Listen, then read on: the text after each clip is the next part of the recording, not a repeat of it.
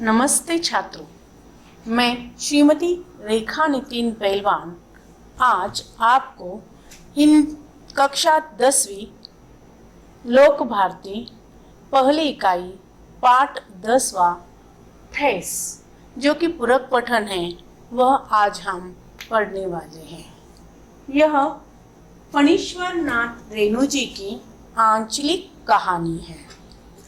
फणीश्वर नाथ रेणु जी का जन्म 1921 में पूर्णिया शहर में बिहार प्रांत में हुआ। उनका मृत्यु 1977 में हुआ। परिचय।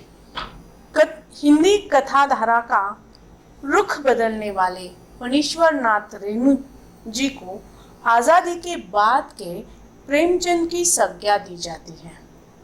आपकी कहानियों और उपन्यासों में आंचलिक जीवन की धुन, गंध, लय, ताल, सुर, सुंदरता और कुरूपता स्पष्ट रूप से दिखाई पड़ती है।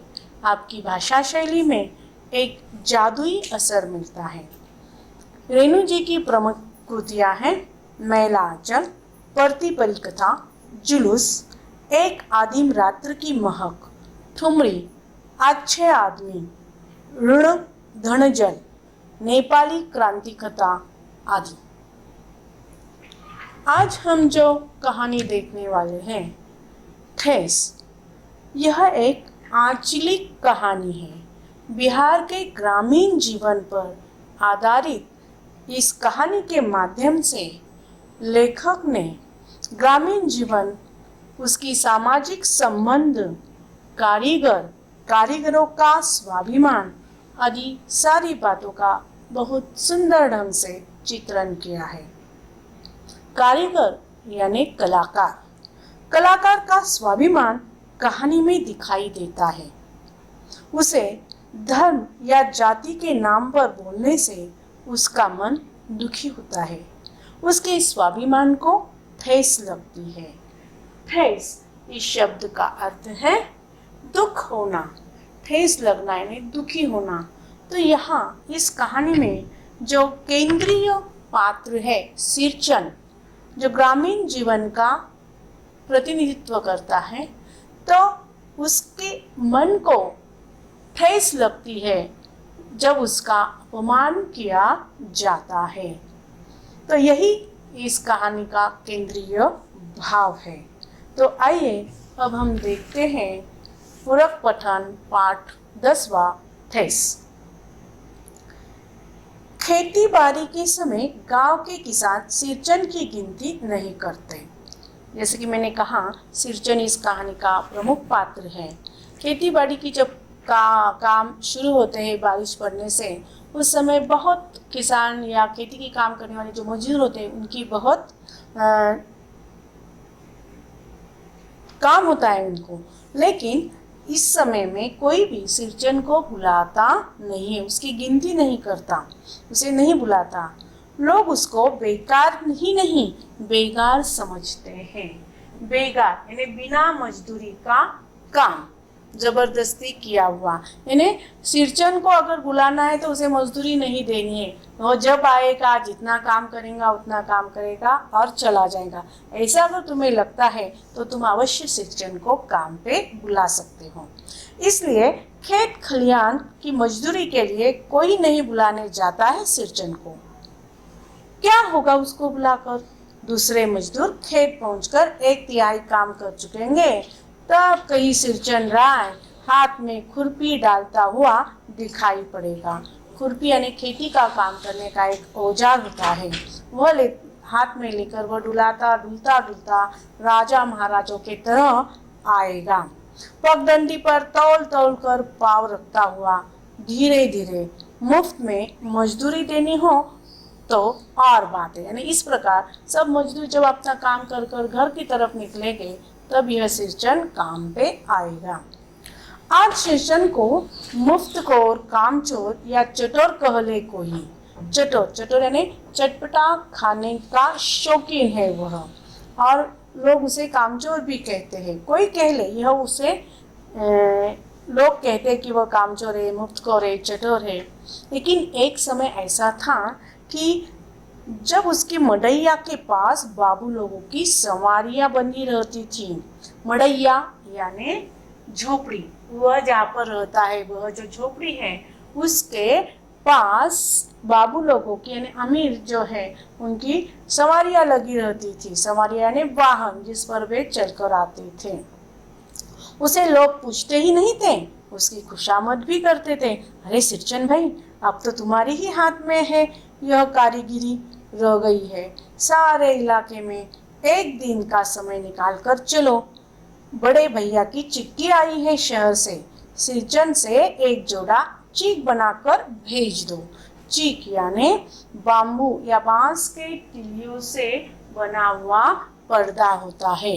तो इस प्रकार का पर्दा बनाकर मेरे भैया ने कहा है कि तुमसे ही बनवा कर ले, इसलिए प्लीज जैसे कहते हैं कि तुम आप एक दिन का समय निकालो और मेरे घर आकर इतना काम कर दो। मुझे याद है मेरी माँ जब भी सिरचन को बुलाने के लिए कहती, मैं पहले ही पूछ लेता भोग क्या क्या लगेगा। भोग यानी खाने में, तुम उसे खाने में क्या दोगे, यह मैं यानी को लेखक अपनी माँ से पूछता था। माँ हंसकर कहती, जा जा, बेचारा मेरे काम में पूजा भोग की बात नहीं उठाता कभी। पड़ोसी गांव के पंचानन चौधरी के छोटे लड़के को एक बार मेरे सामने ही बेपानी कर दिया था सिरचन ने। पंचानंद चौधरी के छोटे बेटे का उसने सिरचन ने क्या किया था, अपमान किया था। बेपानी करना यानी अपमानित करना। लेखक के सामने क्या कहा था, तुम्हारी भाभी नाखून से काट कर तरकारी परोसती है। नाखून से काट कर यानी थोड़ा थोड़ा देना, तरकारी यानी सब्जी। तुम्हारी भाभी जब खाना परोसती है तो थोड़ी थोड़ी सब्जी देती है, ऐसा उसका अर्थ है। और इमली का रस डालकर कढ़ी तो हम मामूली लोग ही की घरवालियाँ बनाती हैं, यानी इमली का रस निकालकर कढ़ी बनाई जाती है। ये तो गरीबों का खाना है, तुम्हारे भाभी ने ये कहाँ से सीखा। इसलिए सिरचन को बुलाने के पहले मैं माँ से पूछ लेता। सिरचन को देखते ही माँ हुलसकर कहती, हुलसकर यानी हंसकर उसका स्वागत करती, आओ सिरचन, आज नैनू मत रही थी तो तुम्हारी याद आई। नैनू मत रही थी इसका अर्थ है माखन बनाना। माखन बनाने के लिए दही लगाया जाता है, फिर उसे भिगोया जाता है, मथा जाता है, फिर उससे मक्खन निकलता है और उसी मक्खन को गरम कर उससे घी निकालते हैं। तो यह जो सारी प्रक्रिया होती है उस समय पूरे घर में एक सूंधी खुशबू जो है घी की वह फैल जाती है। तो आज नैनू मत रही थी तो तुम्हारी याद आई। घी की खकोरन के साथ चूड़ा तुमको बहुत पसंद है। घी की खकोरन यानी घी निकालने के बाद जो नीचे की ब्राउन कलर का जो हिस्सा पदार्थ बचा होता है उसे खकोरन कहते हैं और यह सिरचन को बहुत पसंद है। और बड़ी बेटी ने ससुराल से संवाद भेजा है, संवाद अर्थात संदेश भेजा है। उसकी ननंद रूठी हुई है मोती के शीतल पाटी के लिए। मोती एक प्रकार की घास है और शीतल पाटी अर्थात चटाई, मोती की चटाई के लिए उसे चाहिए और उसके लिए वह रूठी हुई है। सिरचन अपनी पनियाई जीभ को संभाल कर हंसता, घी की सौंधी सुगंध सुनकर ही आ रहा हूँ काकी, नहीं तो इस शादी ब्याह की मौसम में दम मारने की भी छुट्टी कहाँ मिलती है। दम मारना यानी आराम करना।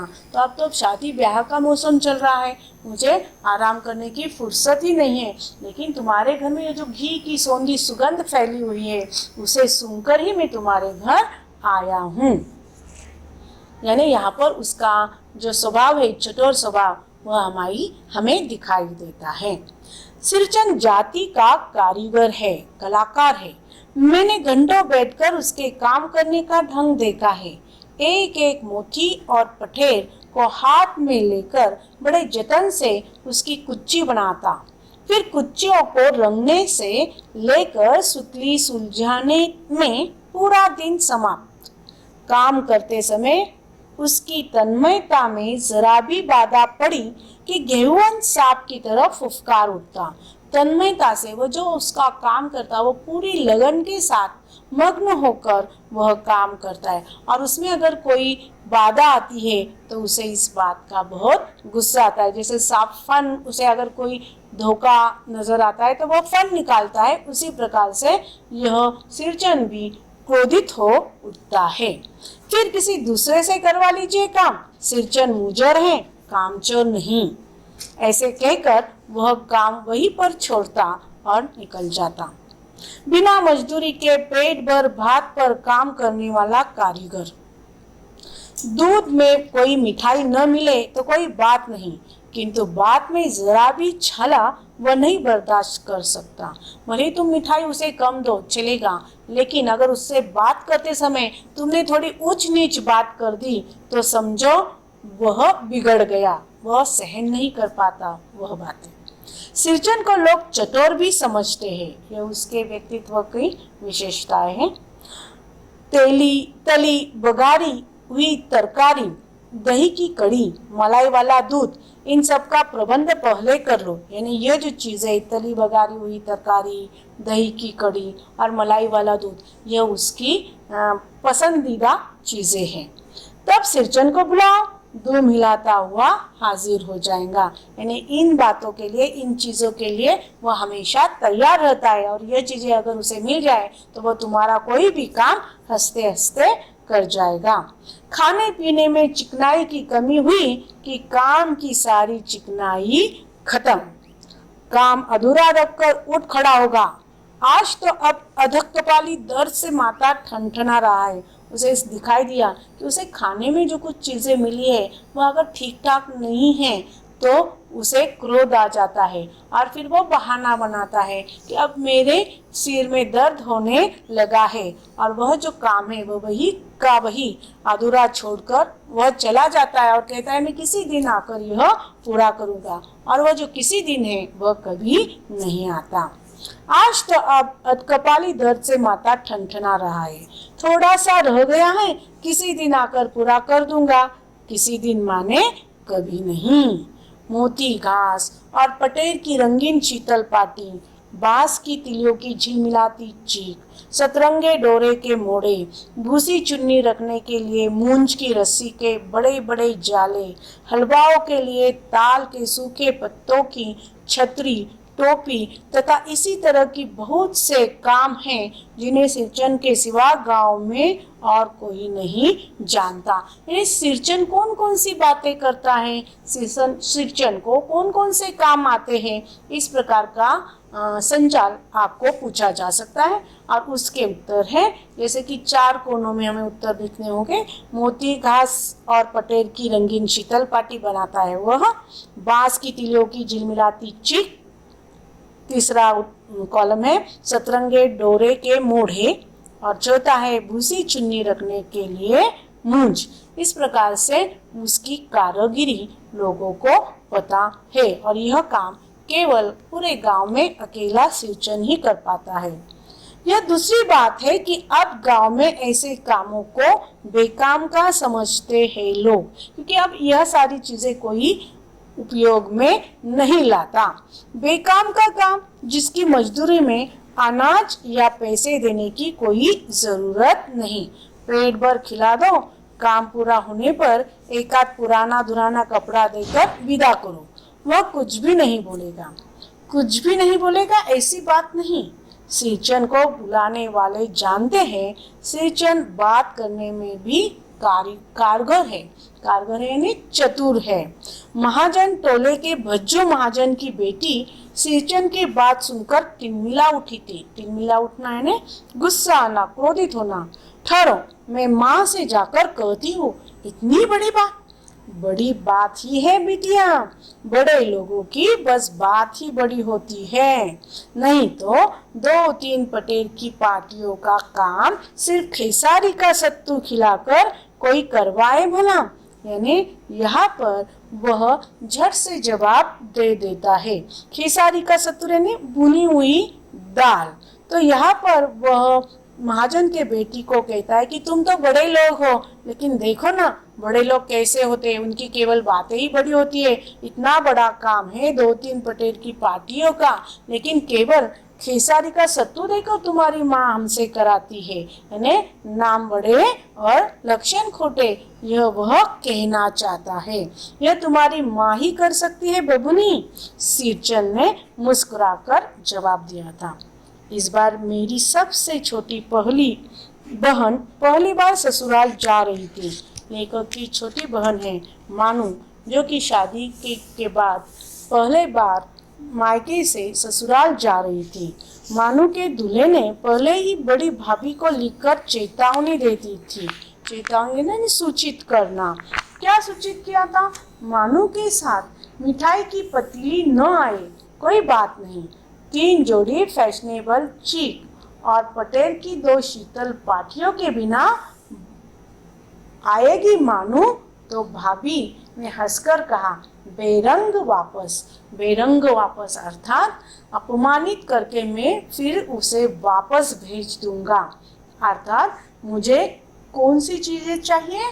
तो 3 जोड़ी फैशनेबल चीक, पटेल की 2 शीतल पाटी, यह से चाहिए ही चाहिए।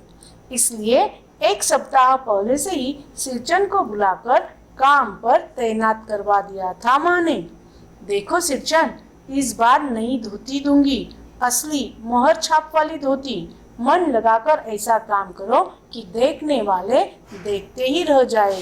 पहली बार छोटी जो बेटी है उनकी, वो ससुराल जा रही थी और ससुराल जाते समय ससुराल वालों ने कुछ मांगा था, तो वह चीज़ अच्छी तो ज़रूर होनी चाहिए। इसलिए उन्होंने सिरचंद को भी कहा कि बहुत अच्छी तरह से ये जो चीज़ें हैं वह तुम बनाना, इसके बदले में मैं तुम्हें मोहर छाप वाली धोती दूंगी।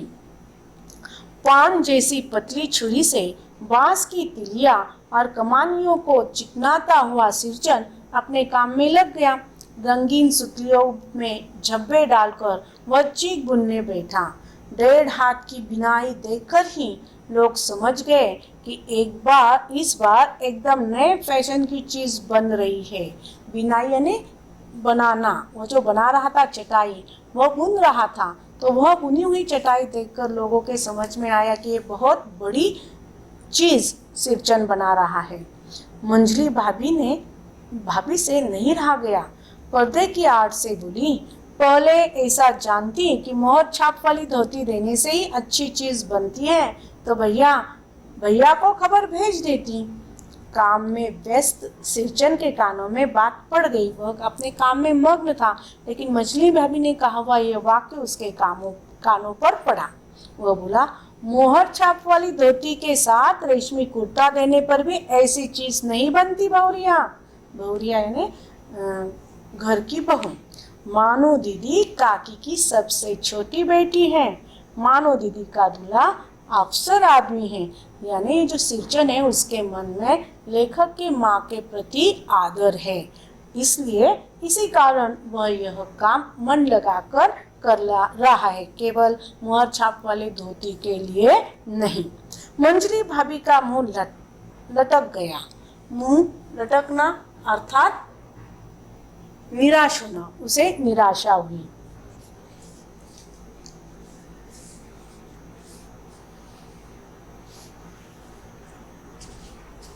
मेरी चाची ने फुसफुसाकर कहा, किससे बात करती है बहू? मोहर छाप वाली धोती नहीं, मूंगिया लड्डू। बेटी की विदाई के समय रोज मिठाई जो खाने को मिलेगी, देखती है ना। दूसरे दिन चीक की पहली पाती में 7 तारे जगमगा उठे। 7 रंग के सतभैया तारा अपने काम में मगन। सिरचंद को खाने पीने की सुध नहीं रहती। चीक में सुतली के फंदे डालकर उसने पास पड़े सूप पर निगाह डाली। चिवड़ा और गुड़ का एक सूखा ढीला सूप जो होता है जिसमें खाने को दिया गया था उसे सिरचंद को, तो उसमें क्या देखा उसने? काम करते करते उसकी नजर गई कि उसमें क्या है, एक चूड़ा है और गुड़ का ढेला है। तो वह देखकर उसके नाक की जो भौवें हैं वह अकड़ गई। उसके नाक के पास 2 रेखाएं उभर आई। मैं दौड़कर माँ के पास गया। वहीं पर लेखक था और लेखक ने देखा कि ये उसे क्या खाने को दिया है और ऐसा खाने को देने पर वह काम मन लगाकर नहीं करेगा। इसलिए लेखक दौड़कर माँ के पास रसोई घर में जाता है और पूछता है, बोली, किसने दिया है? सिर्फ चूड़ा और गुड़? माँ रसोई घर के अंदर पकवान आदि बनाने में व्यस्त थी। बोली, अरे मंजली, सिरचन को बूंदिया क्यों नहीं देती? बूंदिया मैं नहीं खाता काकी। सिरचन के मुंह में चूड़ा भरा हुआ था।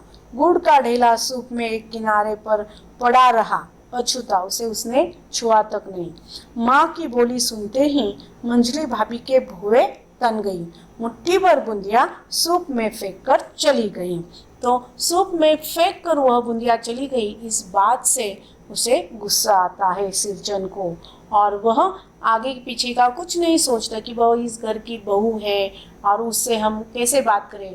वह फटाक से उस बहू रानी को सुनाता है। सिरचन ने पानी पीकर कहा, मंजली बहू रानी, अपने मैके से आई हुई मिठाई भी इसी तरह हाथ खोलकर बांटती हैं क्या? मैके से यानी माँ के घर से। बस मंजली भाभी अपने कमरे में बैठकर रोने लगी। चाची ने माँ के पास जाकर कहा, मुंह लगाने से सिर चढ़ जाएगा। किसी के नहर ससुराल की बातें क्यों करेगा वह? वैसे देखा जाए तो वह काम करने के लिए वहाँ आया है उस घर में, तो उसे कोई संबंध नहीं है किसी उस घर के बहू के नहर या ससुराल के बारे में बात करने का, लेकिन फिर भी वह मुंहफट है, इसके कारण वह ऐसी बातें करता है। मंजली भाभी माँ की दुलारी बहू है, दुलारी यानी प्यारी। माँ तमक कर बाहर आई, सिरचन, तुम काम करने आए हो, अपना काम करो, बहुओं से बदकुट्टी करने की क्या जरूरत? जिस चीज की जरूरत हो मुझसे कहो। बदकुट्टी करना यानी बात करना, तुम बहुओं के साथ बात मत किया करो। सिरचन का मुंह लाल हो गया, उसे बहुत बुरा लगा। एक तो मंजली बहू ने फेंक कर बूंदिया दी, दूसरी उसी कारण अब ये जो लेखक की माँ उनके साथ बहुत आदर से बात करती थी, वह भी उन पर क्या हुई थी, गुस्सा हो गई थी। इस कारण सिरचन का जो मुंह है वह लाल हो जाता है, वह बहुत क्रोधित होता है। उसने कोई जवाब नहीं दिया। बांस में टंगे हुए अधूरे चीख में फंदे डालने लगा।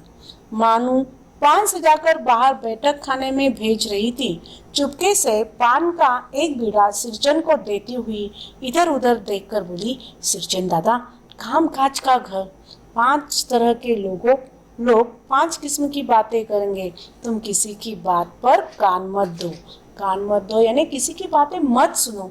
ऐसा क्यों कहा? क्योंकि उसके पति ने जो खास बातें मंगाई थी, वह चीजें कौन बनाने वाला था? सिरचन। और सिरचन का स्वभाव सभी को मालूम था, अगर उसे गुस्सा आता है तो वह अपनी अधूरी चीज वैसे ही छोड़कर उठकर निकल जाता है। इसलिए उसे समझाने के हेतु से मानू उसे पान का बीड़ा देती है और उसे कहती है कि किसी की बात प्लीज क्या मत करो, मन पर मत लो। सिरचन ने मुस्कुराकर पान का बीड़ा मुंह में ले लिया। चाची अपने कमरे से निकल रही थी। सिरचन को पान खाते देखकर अवाक हो गई, आश्चर्य हुआ उन्हें। सिरचन ने चाची को अपनी ओर अचरज से घूरते देखकर कहा, छोटी चाची, जरा अपनी डिबिया का गम कौवा जर्दा खिलाना, बहुत दिन हुए। चाची कई कारणों से जली बुनी रहती थी, यानी चाची के मन में सिरचन के प्रति क्रोध तो पहले से ही था। अब उस पर सिरचन ने उनसे गमकौवा मांगा तो उन्हें बहुत गुस्सा आता है, और गुस्सा उतारने का अच्छा मौका उनको अपने आप मिल गया। गुस्सा उतारने का मौका फिर नहीं मिल सकता। झनकती हुई बोली, तुम्हारी बड़ी हुई जीभ में आग लगे, घर में भी पान और गमकौवा जर्दा खाते हो, चटर कही के। मेरा कलेजा धड़क उठा, हो गया सत्यानाश। अर्थात लेखक को डर लग गया कि अब हो गया, अब तो कोई काम यह सिरचन पूरा नहीं करेगा, क्योंकि इतना बड़ा अपमान उसका चाची ने किया है। बस सिरचन की उंगलियों में सुतली के फंदे पड़ गए। मानो कुछ देर तक वह चुपचाप बैठा पान को मुंह में घुलाता रहा और फिर अचानक उठकर पिछवाड़े पीक थूक आया। अपनी छोरी हंसियां वगैरह समेट संवार कर झोरे में रखा। टंगी हुई अधूरी चीख पर निगाह डाली और हनहनाता हुआ बाहर आंगन की तरफ निकल गया। हनहनाता यानी गुस्से में। मानो कुछ नहीं बोली, चुपचाप अधूरी चीख को देखती रही। सातों तारे मंद पड़ गए। यानी अर्थात अब सिरचन निकल गया है तो अब यह फिर नहीं आएगा और ना ही यह अधूरी रह गई चीख वह पूरी करेगा। माँ बोली, जाने दे बेटी, जी छोटा मत कर मानो, मेले से खरीद कर भेज दूंगी। मैं सिरचन को मनाने गया। देखा एक फटी हुई शीतल पाटी पर लेटकर वह कुछ सोच रहा है। मुझे देखते ही बोला, बबुआ जी अब नहीं, कान पकड़ता हूँ, अब नहीं। मोहर छाप वाली धोती लेकर क्या करूँगा, कौन पहनेगा? ससुरी खुद मरी, बेटे बेटियों को ले गई अपने साथ। बबुआ जी, मेरी घरवाली जिंदा रहती तो मैं ऐसी दुर्दशा भोगता।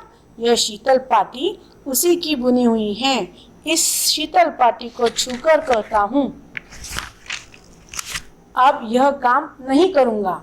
गांव भर में तुम्हारी हवेली में मेरी कदर होती थी। अब क्या, इतना बड़ा अपमान होने के बाद वह फिर भी उसका जो अधूरा छूटा हुआ काम है वो पूरा करने की विनती करने के लिए लेखक सिरचन के घर जाता है और लेखक को देखते ही सिरचन कहता है कि अब मैं कान पकड़ता हूँ, मैं तुम्हारे घर में आने वाला नहीं हूँ। चाहे तुम मुझे मोहर छाप वाली धोती दो और या कुछ और दो। मेरी उसकी जो पत्नी है वह पत्नी मर चुकी है और उसके साथ उसके बेटा बेटियां जो है वह सभी गुजर चुके हैं। इस कारण वह खुद वैसे भी बहुत दुखी है। तो ऐसी स्थिति में वह कहता है, अगर वह जिंदा रहती तो मेरी ऐसी दुर्दशा होती क्या? अर्थात मैं खाने के लिए इसके घर कुछ काम करता, उसके घर कुछ काम करने की मुझे कोई ज़रूरत नहीं होती। मेरे घर में खाना बनाने के लिए बीवी नहीं है मेरी, इसलिए मैं खाने की चीज़ें के बदले में लोगों के घरों में क्या करता हूँ, काम करता हूँ और उसी के लिए लोग मेरा क्या कर रहे हैं, अपमान कर रहे हैं। तो अब मैं यह काम कभी नहीं करूँगा। केवल तुम्हारे घर में ही मेरी क्या की जाती थी, कदर की जाती थी। कदर यानी इज्जत की जाती थी और अब उस घर में भी मेरी इज्जत नहीं रही। इतनी सारी बातें सुनने के बाद लेखक चुपचाप घर लौट आता है। मैं चुपचाप वापस लौट आया। समझ गया कलाकार के दिल में ठेस लगी है, वह नहीं आ सकता। जो बातें चाची ने कही है उससे उसके दिल को दुख हुआ है। बड़ी भाभी अधूरी चीख में रंगीन चीट का झालर लगाने लगी। यह भी बेजा नहीं दिखलाई पड़ता। क्यों मानो? मानो कुछ नहीं बोली बेचारी, किंतु मैं चुप नहीं रह सका। चाची और मंजरी भाभी की नजर न लग जाए इसमें भी। मानो को ससुराल पहुंचाने में ही जा रहा था। इन्हें लेखक स्टेशन पर सामान मिलाते समय देखा। मानो बड़े जतन से अधूरी चिक को मोड़कर लिए जा रही थी अपने साथ। मन ही मन सिरचन पर गुस्सा हो आया। चाची के सुर में सुर मिलाकर कोसने को जी हुआ। कामचोर चटोर कही का। गाड़ी आई। सामान चढ़ाकर मैं दरवाजा बंद कर रहा था कि प्लेटफॉर्म पर दौड़ते हुए सिरचन पर नजर पड़ी। बबुआ जी, उसने दरवाजे के पास आकर पुकारा। क्या है? मैंने खिड़की से गर्दन निकालकर छिड़की स्वर में कहा। सिरचन ने पीठ पर लदे हुए बोझ को उतारकर मेरी ओर देखा। दौड़ता आया हूँ, दरवाजा खोलिए। मानो दीदी कहाँ है, एक बार देखूं। मैंने दरवाजा खोल दिया। सिरचन दादा, मानो इतना ही बोल सकी। खिड़की के पास खड़े होकर सिरचन ने हकलाते हुए कहा, यह मेरी ओर से है। सब चीजें हैं दीदी, शीतल पाटी, चीक, एक जोड़ी आशनी, कुछ की। और गाड़ी चल पड़ी। यानी जब मानो अपने ससुराल जा रही थी तो उस समय सबके मन में इस बात का दुख था कि सिरचन से जो उन्होंने चाहा था वह चीज़ें मानो को नहीं मिल पाई। लेकिन मानो की गाड़ी जैसे ही छूटती है तो उसी समय सिरचन वह सारी चीज़ें लेकर दौड़ता हुआ गाड़ी के पास आता है और वह सारी चीज़ें मानो को देता है। मानो मोहर छाप वाली धोती का दाम निकाल कर देने लगी। दाम अर्थात पैसे। सिरचन ने जीभ को दांत से काटकर दोनों हाथ जोड़ दिए कि नहीं, मैं तुमसे ये पैसे नहीं ले सकता। मानो फूट फूट कर रो रही थी। मैं बंडल को खोलकर देखने लगा। ऐसी कारीगरी, ऐसी बारीकी, रंगीन सुतलियों के फंदों का ऐसा काम पहली बार देख रहा था। तो यहाँ पर वह जो सिरचन है वह लेखक के माँ को आदर करता था उनका, और इसी कारण उनकी जो छोटी बेटी है उसके लिए जो भी चीज़ें चाहिए वो सारी चीज़ें, उसे गुस्सा आने पर भी, उसके मन को ठेस लगने पर भी, उनके प्रति जो उसके मन में प्रेम है उसके कारण उसकी जो डिमांड है या मांग जो उसे चाहिए वह सारी चीज़ें वह क्या करता है, लाकर मानू को देता है। तो यहाँ पर यह कथा समाप्त होती है। धन्यवाद।